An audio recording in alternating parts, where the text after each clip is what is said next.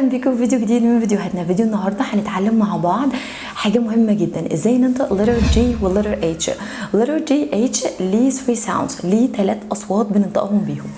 اول ساوند لل G H وهو بيكون like ج ج ج، يبقى اول ساوند لل G H بيكون like ج ج ج لجوه. تعالى مع بعض ننطق الوردز دي. اول وورد معانا فبننطق الوورد دي بنقول gotta gotta، دي اسمها جانا جانا. الورد دي بننطقها ghost ghost.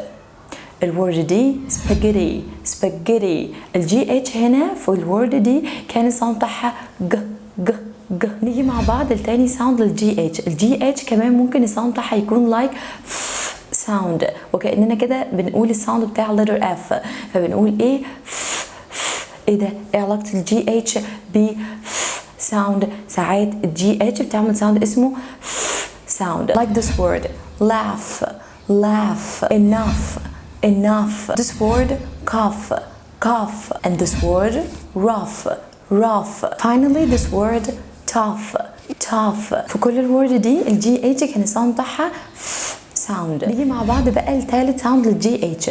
الجي اتش ليها ساوند تاني، هو مش ساوند، هو سايلنت اصلا مش بيتنطق، زي الورد دي might might might. ما جبناش سيرة الجي اتش، ما عملتش اي صوت.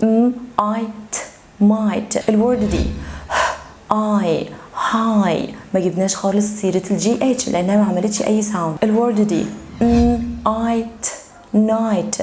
الجي اتش سايلنت. flight flight. الجي اتش سايلنت مش موجودة اصلا.